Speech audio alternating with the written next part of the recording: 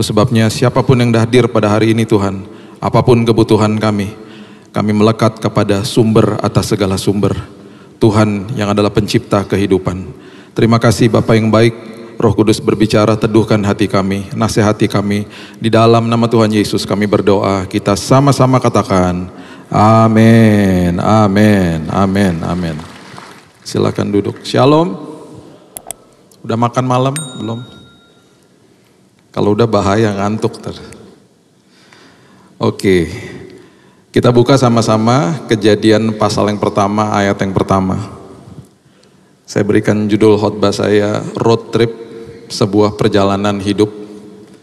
Dan biasanya kalau kita mau berjalan, kita lihat map, Google Map, Waze. Saya besar di Jakarta. Saya tadinya hafal jalan-jalan di Jakarta. Sekarang saya udah nggak hafal.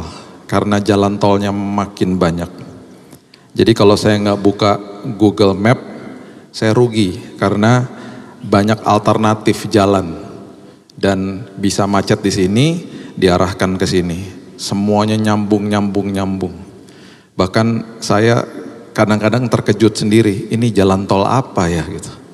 Karena banyak sekali ruas-ruas yang baru dibangun terus. Jadi kalau nggak buka map rugi. Ya. Jadi Kejadian 1 ayat 1 tuh mengatakan begini, pada mulanya Allah menciptakan langit dan bumi. Kita udah sering baca ayat ini. Perhatikan kalimat-kalimat ini. Pada mulanya itu berarti Tuhan menciptakan waktu buat manusia. Tuhan menciptakan waktu. Kita terkurung di dalam waktunya manusia yang disebut kronos. Dalam satu hari ada 24 jam. Kemudian dikatakan Tuhan menciptakan langit. Berarti pada awalnya Tuhan menciptakan ruang. Ada ruang. Dan kemudian di dalam ruang itu manusia hidup di dalamnya. Dan pada akhirnya dikatakan Tuhan menciptakan bumi. Itu adalah simbol dari sebuah materi. Sesuatu yang ada wujudnya, yang kelihatan. Jadi pada awalnya Tuhan menciptakan waktu, Tuhan menciptakan ruang, dan juga materi. Di dalam 3 hal ini manusia ditempatkan di dalamnya. Karena dia adalah Allah Elohim, manusia diciptakan, ditempatkan di dalamnya. Kemudian ada sebuah kalimat yang luar biasa yang Yesus katakan ketika dia katakan kepada Bapanya, ketika di dalam doanya dia, salah satu permintaan dia adalah, Bapa jadikan mereka satu, jadikan murid-muridnya satu, kita semuanya satu. Itu adalah doanya. Biasanya kalau kita berdoa yang jawab Tuhan. Ada satu doanya Yesus yang bisa jawab adalah manusia, satu-satunya adalah kalimat atau doa itu. Saya nggak bahas itu tapi ya.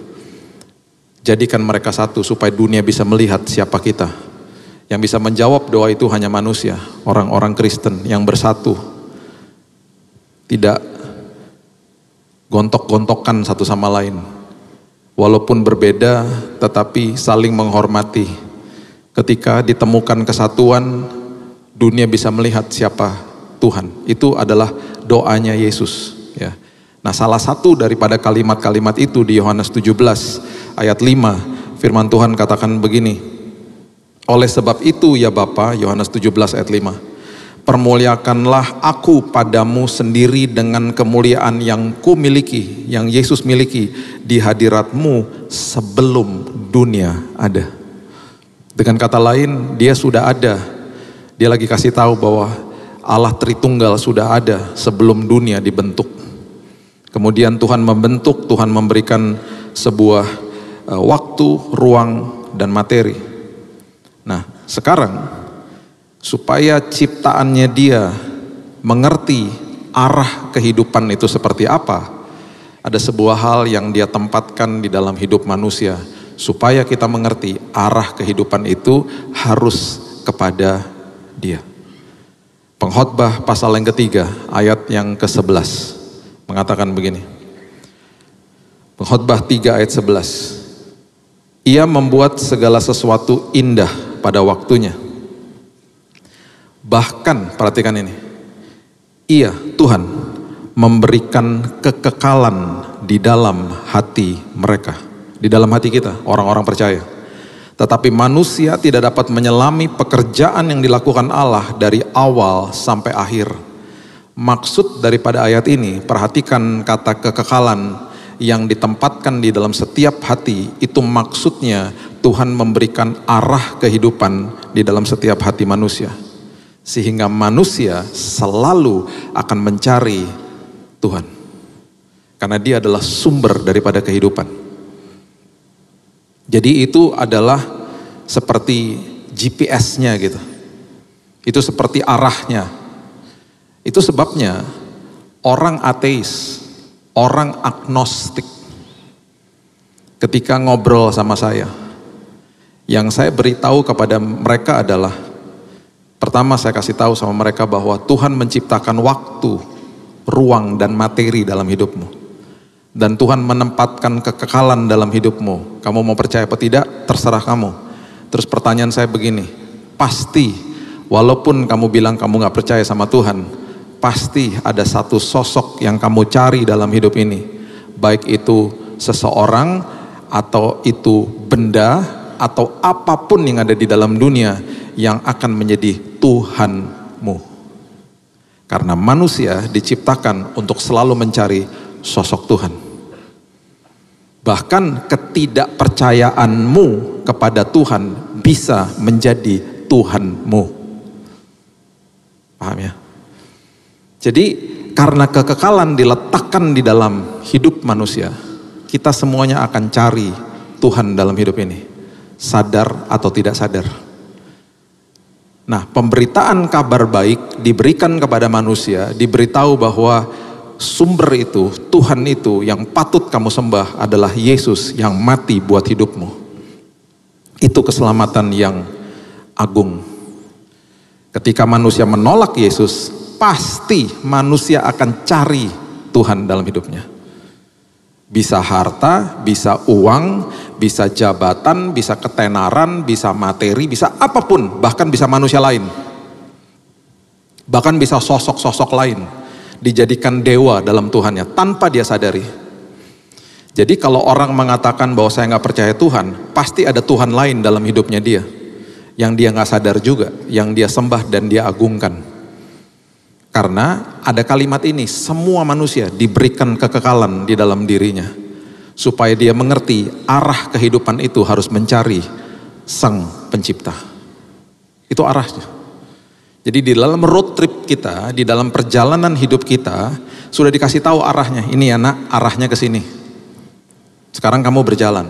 Ketika kamu berjalan dalam hidup ini, saya memberikan kamu panduan demi panduan. Yang pertama,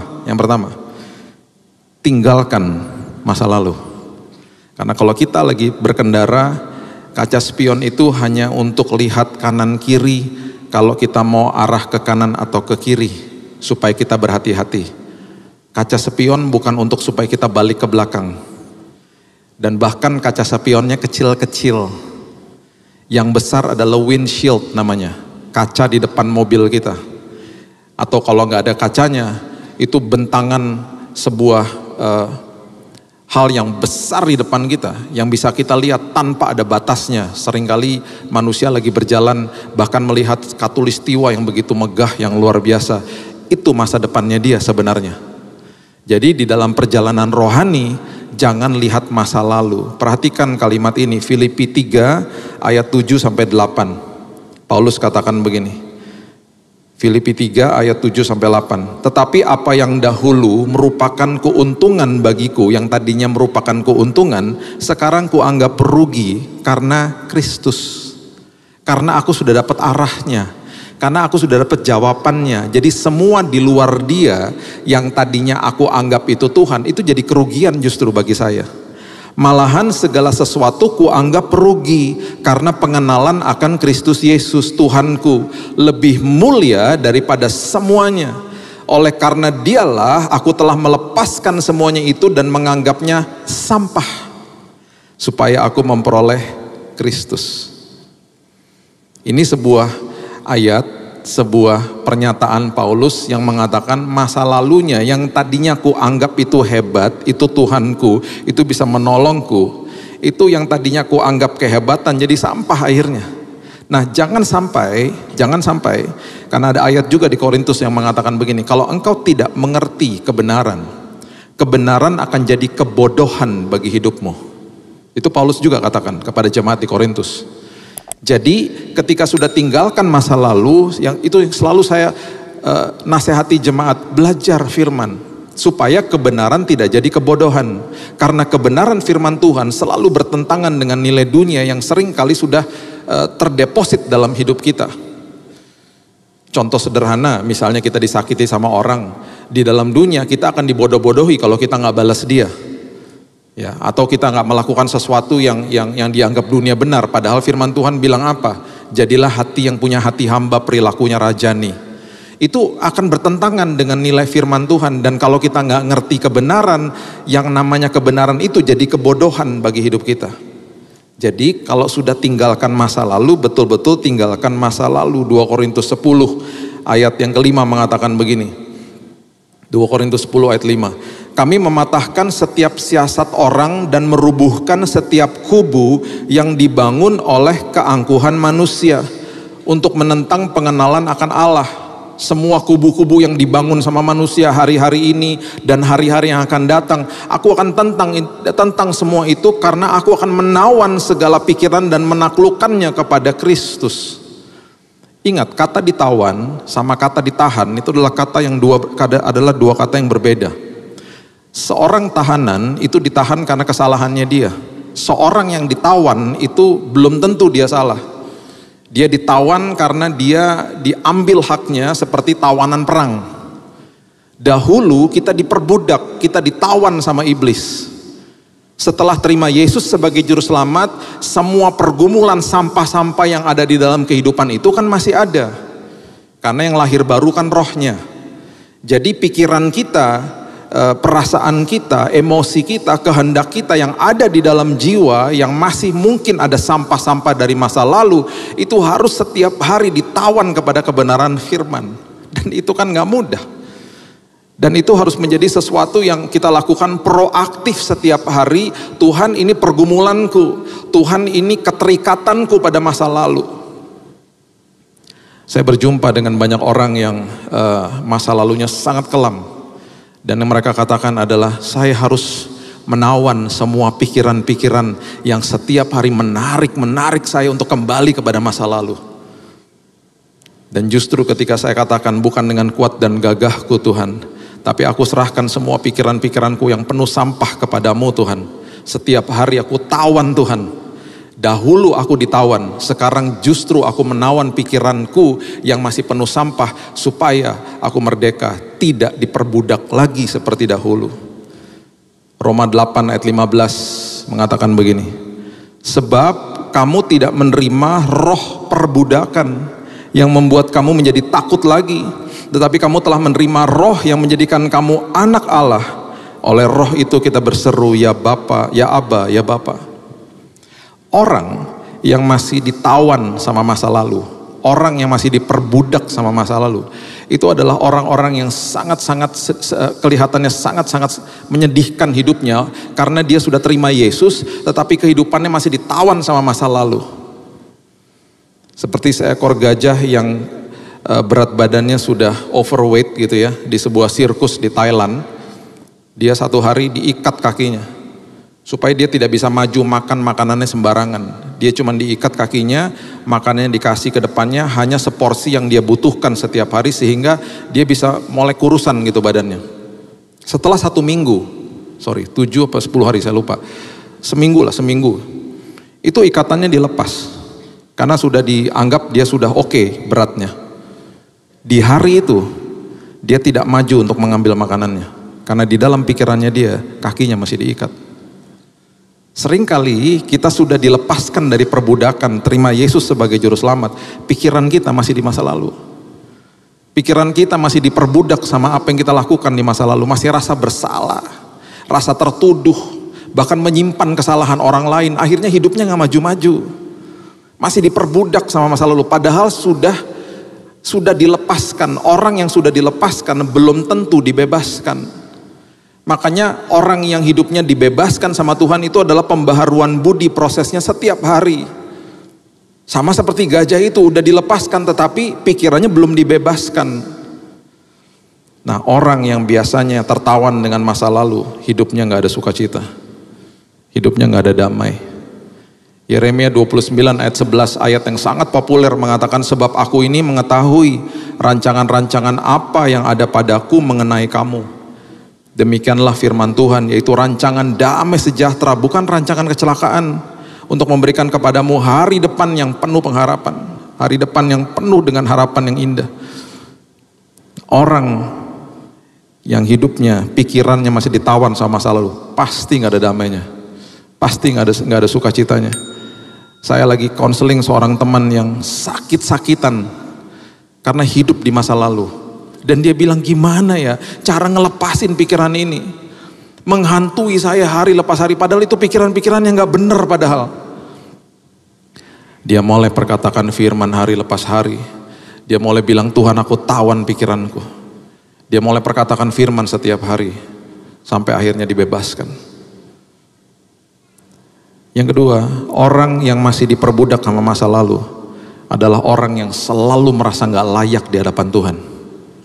Selalu merasa Tuhan marah, Tuhan gak layakkan saya, Tuhan gak berkenan sama saya. Bahkan akhirnya doa-doanya diisi dengan kalimat-kalimat seperti begitu, layakkan aku Tuhan. Tuhan jangan marah sama aku Tuhan. Tuhan jangan hukum aku Tuhan, kalimat-kalimat yang betul-betul salah. Akhirnya dia gak ngerti bahwa Yesus sudah selesaikan semuanya, karyanya di kayu salib dengan memetraikan, dengan mengatakan finish, selesai, teleo, tetelestai. Hidupnya diperbudak sama masa lalu. Mazmur 107 ayat 9. Mazmur 107 ayat 9. Sebab dipuaskannya jiwa yang dahaga dan jiwa yang lapar dikenyangkan dengan kebaikan. Itu yang Tuhan kasih sama kita. Bapak Ibu tinggal recheck sendiri sama diri sendiri. Apakah saya kehilangan sukacita dan damai sejahtera? Ada kemungkinan besar saya masih hidup di masa lalu. Apakah saya hidupnya hari ini merasa gak layak di hadapan Tuhan? Jangan-jangan saya masih diperbudak sama kesalahan saya di masa lalu. Atau apa yang orang pernah lakukan dalam hidup saya. Sehingga saya rasa bersalah, saya rasa tertuduh, saya rasa jijik. Saya merasa nista di hadapan Tuhan. Dan orang yang masih hidup di masa lalu adalah orang yang kehilangan arah. Kekekalan yang ditempatkan di dalam hidup manusia yang saya katakan tadi. Dia nggak ngerti, dia kehilangan arah. Dia bingung akhirnya. Dia mengatakan, panggilan hidup saya itu apa ya Pak? Dia bingung karena mencari, nggak tahu arahnya. Nggak ngerti bahwa Tuhan menempatkan talenta, kepribadian, kehebatan, kreativitas, karunia di dalam sini. Dia nggak paham zona kekuatannya. Dia hidupnya kehilangan arah. Mazmur 139 ayat 13. Mazmur 139 ayat 13. Sebab engkaulah yang membentuk buah pinggangku, menenun aku dalam kandungan ibuku. Orang-orang seperti ini akhirnya kehidupan penyembahan, praise dan worshipnya terganggu dan nggak ngerti arti daripada pujian penyembahannya kepada Tuhan. Perhatikan ini baik-baik. Perhatikan ini baik-baik. Pujian itu adalah sesuatu selebrasi yang kita berikan kepada orang yang berbuat baik kepada kita. Itu pujian. Mudah, pujian itu mudah. Kita memuji Tuhan kalau kita rasa semuanya baik-baik saja toh. Terima kasih Tuhan. Pujian. Penyembahan itu masuk ke dalam inti daripada hati. Karena penyembahan itu berarti mengorbankan diri sendiri. Dan mengatakan, saya menanggalkan keinginan pribadi. Saya menanggalkan semua sampah dalam hidupku. Aku menanggalkan semua keinginan-keinginanku. Dan aku mau setiap hari tindakan dan pikiranku hanya untuk Engkau ya Tuhan. Itu penyembahan. Orang yang memuji dan memuji Tuhan belum tentu dia menyembah Tuhan. Saya ulangi. Orang yang memuji Tuhan, mengatakan, oh Tuhan baik, belum tentu hidupnya menyembah Tuhan. Tetapi orang yang menyembah Tuhan adalah orang yang pasti dalam hidupnya ada pujian di dalam dirinya. Pujian itu mudah ketika semuanya baik-baik saja. Pujian berubah menjadi penyembahan ketika di dalam keadaan sulit kita katakan, Engkau baik Tuhan. Engkau tetap baik sekarang dan sampai selama-lamanya. Walaupun aku lagi nangis, walaupun terjadi kesulitan, aku tetap memuji namamu. Aku tahu Engkau sedang kerja, aku gak lihat hari ini, mata rohaniku bukakan Tuhan. Tiba-tiba pujiannya dia berubah menjadi penyembahan. Pujian mudah, penyembahan sulit. Itu sebabnya kehidupan kita yang diberikan kekekalan di dalam sini, udah dikasih arahnya ke sini. Kalau setiap hari kita mulai katakan, Tuhan, apapun yang terjadi aku tetap menyembahmu. Pikiran dan hatiku aku tawan untuk Engkau Tuhan. Apapun yang terjadi aku tetap akan deklarasi Engkau baik dalam hidupku Tuhan. Itu penyembahan. Itu adalah orang yang mulai merdeka dari masa lalunya. Dia mulai mengerti arah kehidupan. Dan pelan-pelan sukacita dirasakan. Sukacita diletakkan di dalam roh. Bagaimana bisa dirasakan di dalam jiwa ketika ini terjadi penyembahan. Sukacita, damai sejahtera itu buah roh. Udah dikasih sama Tuhan. Tetapi tidak dirasakan di dalam jiwa. Tidak dirasakan di dalam jiwa karena jiwanya dipenuhi dengan sampah. Tapi ketika jiwa dipenuhi dengan penyembahan, perlahan-perlahan sukacita dan damai sejahtera mulai merasuki kehidupan manusia. Dia mulai mengerti arah kehidupannya, dibukain sama Tuhan sendiri. Banyak orang tanya gini sama saya panggilan hidup saya apa ya? Ya embo, ya tahu ya, kamu yang harus tahu dong. Masa aku harus tahu panggilan hidup? Ya kamu yang harus tanya sama Tuhan. Ketika engkau menyembah Tuhan, engkau meninggalkan dan menanggalkan apapun yang lain yang ada dalam hidupmu, arah kehidupan makin jelas. Karena kekekalan ditaruh dalam sini. Semua kita punya arah kehidupan masing-masing. Tinggalkan masa lalu. Yang kedua, jangan bawa bagasi berat-berat kalau lagi traveling. Dengan kata lain, semua yang ada di masa lalu jangan dibawa ke sini. Efesus 4 ayat 32. Tetapi hendaklah kamu ramah seorang terhadap yang lain, penuh kasih mesra dan saling mengampuni sebagaimana Allah di dalam Kristus telah mengampuni kamu. Kenapa ada ayat seperti begini? Karena gini, orang kalau bawa bagasinya ekstra, traveling sama orang lain, yang dirugikan itu orang yang traveling, yang sama-sama perjalanan dengan dia.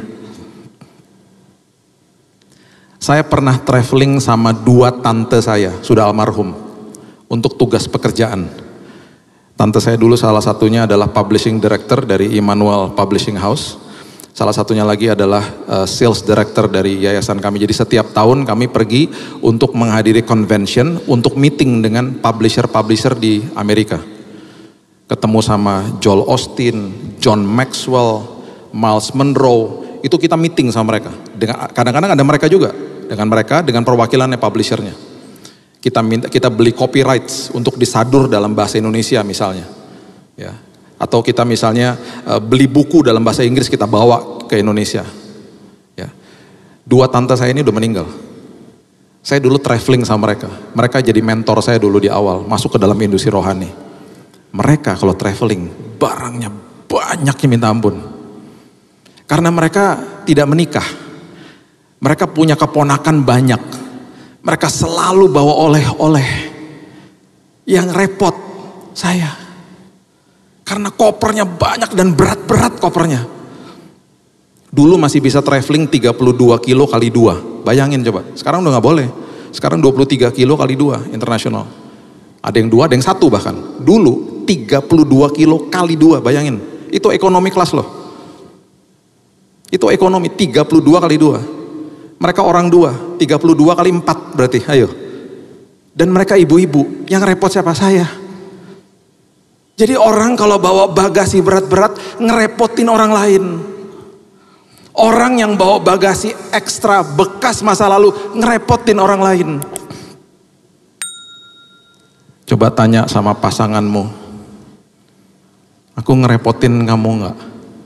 Jangan-jangan ada bagasi masa lalu. Cepat tersinggung, cepat marah, cepat asumsi. Kenapa? Karena ada masa lalu yang belum diberesin. Jangan dibawa-bawa, pulihin dulu. Saya terkagum-kagum sama ayah saya. Karena waktu saya dengar ceritanya itu, saya sudah duduk di bangku SMA. Dia cerita satu hari kita lagi mesbah keluarga, papa cerita. Papa tuh dulu opa kamu, jadi saya nggak pernah ketemu karena udah meninggal. Opa kamu tuh tentara Kenil di Manado katanya. Itu opa lantang di kampung Tomohon, itu galaknya luar biasa. Itu opa kamu, dia bilang gitu. Terus dia cerita, dulu nih ya papa ditelanjangin sama dia, dipukulin sama dia, diikat di pohon, sampai dilumuri semut merah, dilihat sama orang di kampung, malu saya.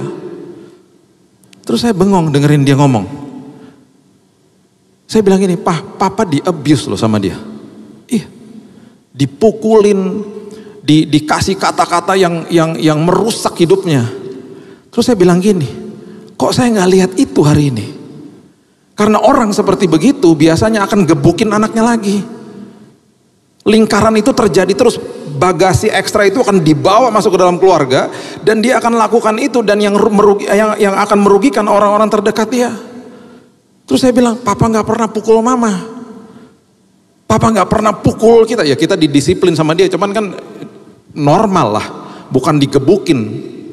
Dulu dipukul bokongnya kan biasa, bukan ditampar, dihajar, digebuk, nggak pernah.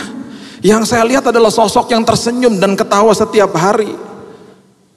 Dia bilang begini, sebelum saya menikah dengan mamamu, saya pastikan saya lepaskan pengampunan. Dengan kata lain, waktu saya mau masuk ke dalam perjalanan dengan ibumu, semua ekstra bagasi aku tinggal.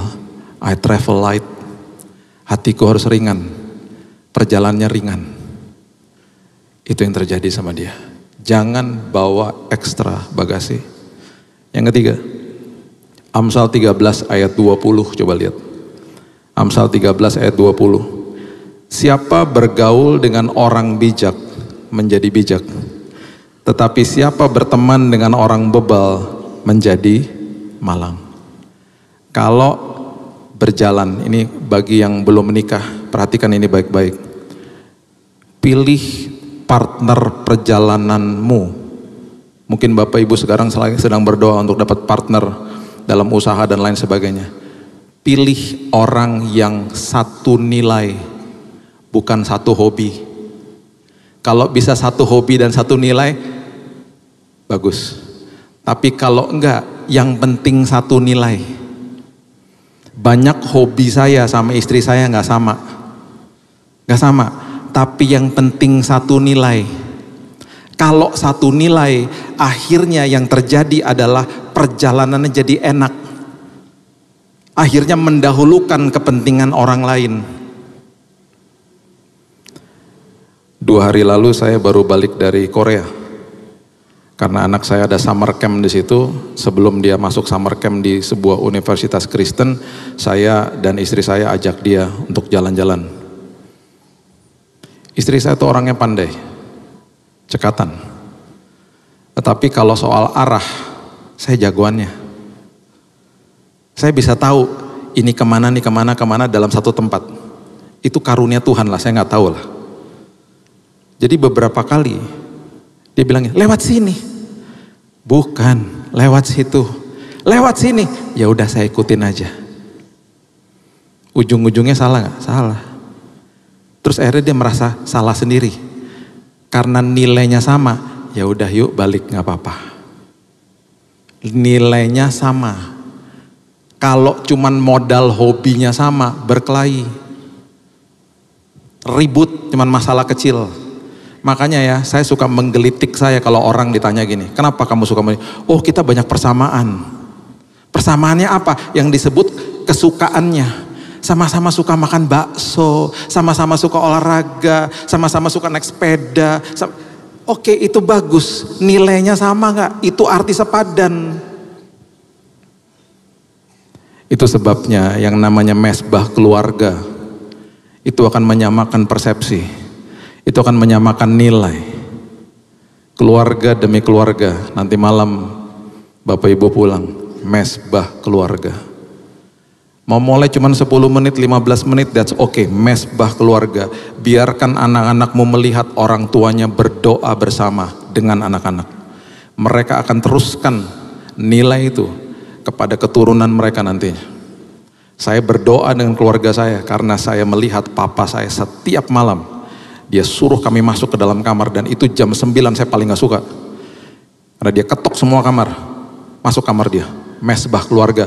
Dan yang membuat membosankan bagi saya, lagunya tiap hari sama.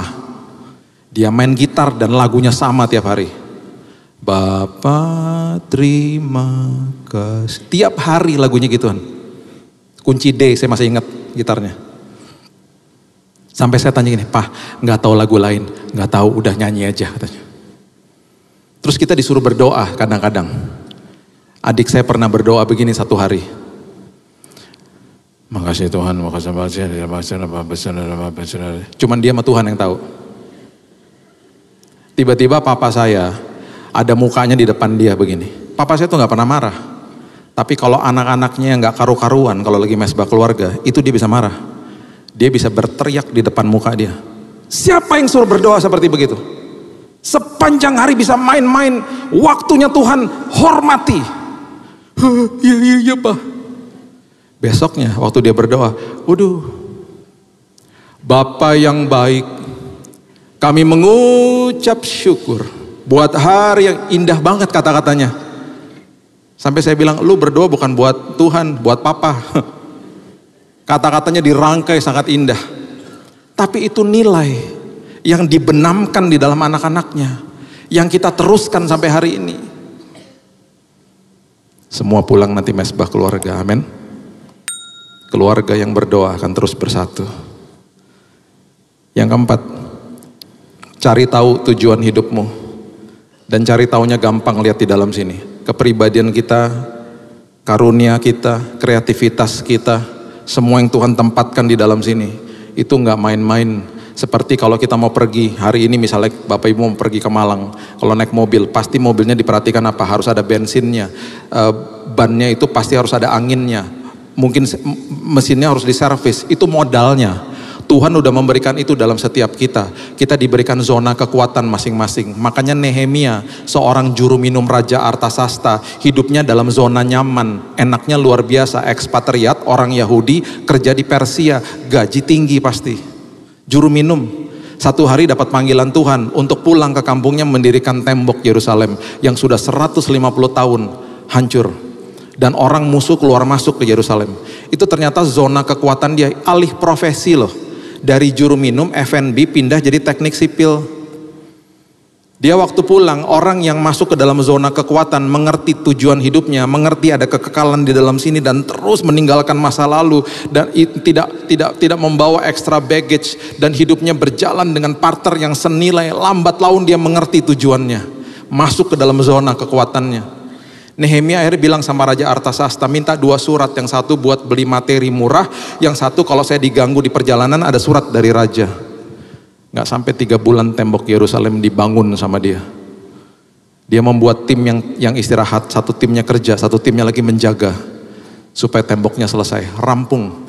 Apa yang terjadi? Nehemia jadi bupati di Yerusalem. Dari zona nyaman masuk ke dalam zona kekuatan. Mengerti tujuan hidupmu. Yang mengerti siapa? Hanya kita. Lihat di dalam sini. Apakah gairahmu dalam hidupmu? Yang kelima, ada 6 poin saya bagikan. Yang kelima, Filipi 4 ayat 9 mengatakan begini. Filipi 4 ayat 9. Apa yang telah kamu pelajari dan apa yang telah kamu terima dan apa yang telah kamu dengar dan apa yang telah kamu lihat padaku, lakukanlah itu. Maka Allah sumber damai sejahtera akan menyertai kamu. Maksudnya apa? Yang kelima, pinjem petanya orang.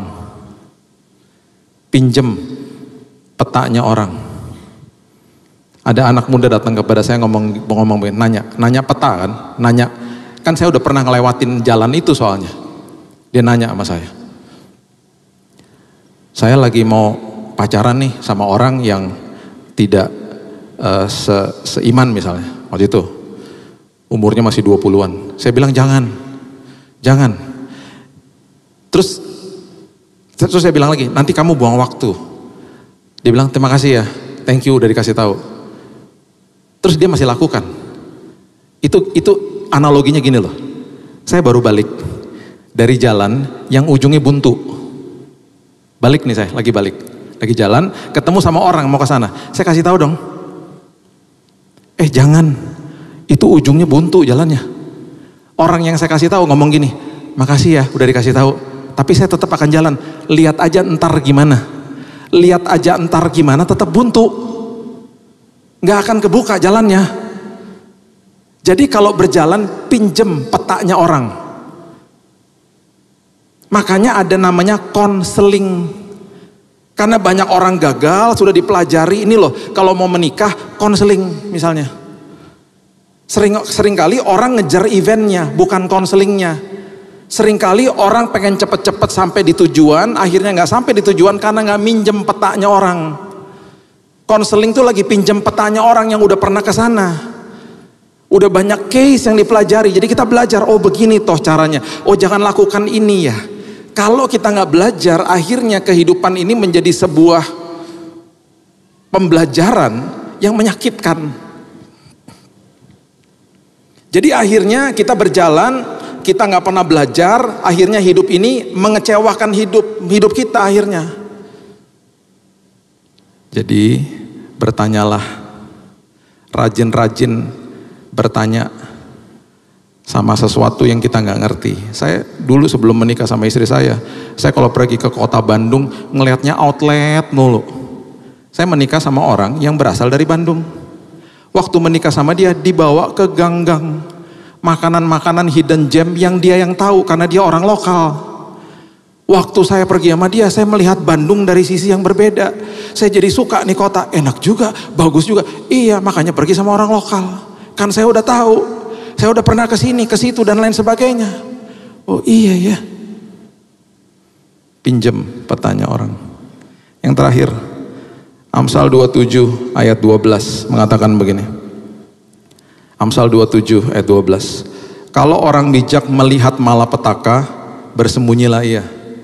Tetapi orang yang tak berpengalaman berjalan terus, lalu kena celaka. Yang terakhir, dalam perjalanan kita, Tuhan selalu kasih rambu-rambu. Rambunya terkadang damai sejahtera, sukacita, itu rambunya. Satu hari saya mendarat, saya tutup dengan ini. Satu hari saya mendarat di kota namanya Calgary, Kanada. Karena keluarga istri saya banyak tinggal di sana. Mendarat di situ, udah janjian sama seorang hamba Tuhan untuk dia dari gereja lokal orang Indonesia. Saya diundang makan sama dia. Saya bilang oke. Jadi sampai di airport, saya sewa mobil, kita berangkat ke downtown, ke tengah kota. Sampai tengah kota, saya cari parkiran susah banget. Udah jam 12 siang. Tiba-tiba ada satu spot kosong. Dari segitu banyak parkiran yang penuh dengan mobil, tiba-tiba di tengah kosong. Saya dalam hati, kosong di tengah. Saya parkirlah di situ. Makan siang selesai, belum masuk hotel, jadi koper semua di situ. Selesai makan siang, balik ke mobil, mobilnya nggak ada. Mobilnya hilang. Panik saya. Mobilnya di sini. Seperti biasa kan, seperti saya katakan tadi, istri saya kan kurang-kurang sama arah ya. Nggak di sini parkirnya, di tempat lain. Di sini, saya bilang gitu. Nggak bener di sini. Udah saya nggak akan salah bener di sini. Nggak mungkin dia cari-cari tempat lain nggak ketemu. Memang di situ kok. Akhirnya saya telepon 911. Saya bilang, I want to report a stolen car. Saya mau report mobil saya hilang. Berapa nomor polisinya? Saya karena pegang kuncinya, di situ ada tulisannya. Saya kasih tahu sama dia. Ini nomor polisinya. Mobil saya hilang. Sak koper-kopernya semuanya. Lagi ngomong sama orang di 911, laporan. Tiba-tiba saya lagi berdiri, tiba-tiba saya melihat ke atas begini. Ternyata ada sebuah sign, kecil nggak besar. Tulisannya ini adalah loading zone buat mobil-mobil yang mengeluarkan barang. dilarang parkir di situ. Kalau sampai kedapatan Anda parkir di situ, mobilnya akan diderek. Ada tulisannya. Your car will be towed away, akan diderek. Saya lihat, oh bukan hilang berarti ya. Diderek mobil saya. Saya salah parkir. Jadi saya mulai ngomong lagi, kan saya ditaruh di on hold, saya bilang, Pak, sepertinya nih, mungkin aja mobil saya ini kayaknya diderek bukan hilang. Terus dia bilang begini, betul. Saya lihat di komputer saya, udah ada laporan mobil dengan nomor polisi sekian-sekian. Itu sudah diderek bukan hilang. Kemana? Ya ke tempat dereknya. Kamu harus ngambil di sana, bayar denda. Teman saya bilang gini, ya udah, kamu kan tetap harus bayar denda. Udah ntar ambilnya sore aja, biar parkir aja di sana. Dendanya tetap sama kok. Sore-sore saya diantar ke sana. Bapak Ibu tahu saya harus bayar berapa? 1,8 juta. Saya keselnya minta ampun. Dan saya bilang sama itu orang di situ, lain kali kalau punya kota, kayak di Jakarta dong, tulisannya besar-besar. Kenapa tulisannya kecil? Terus dia bilang begini, tapi kan ada tulisannya. Kesel saya ngeliatin tuh orang waktu itu.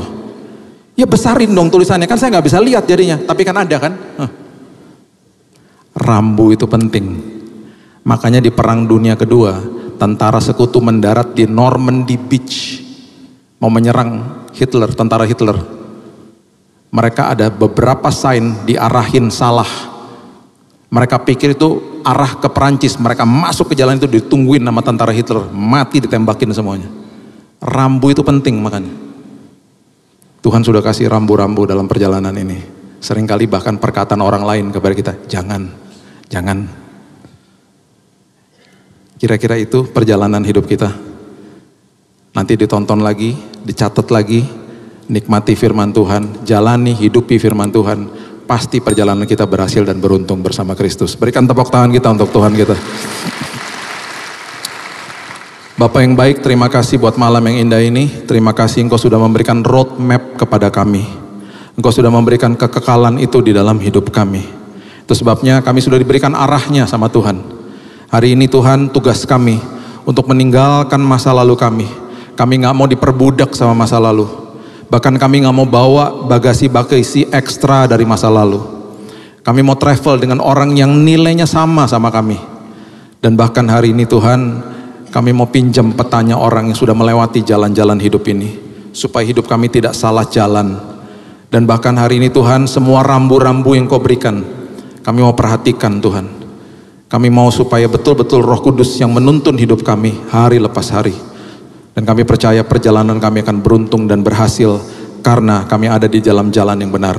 Terima kasih Tuhan, terima kasih Roh Kudus. Aku berdoa semua perjalanan anak-anak-Mu dijaga Tuhan, dilindungi Tuhan. Bahkan semuanya dibuat berhasil. Apapun yang dipegang dibuat berhasil. Dibawa naik bukan turun, menjadi kepala bukan menjadi ekor. Bahkan lumbung-lumbung mereka diisi penuh sama Tuhan. Karena kami berjalan di dalam jalan kebenaran. Hanya di dalam nama Tuhan Yesus kami sudah berdoa dan mengucap syukur.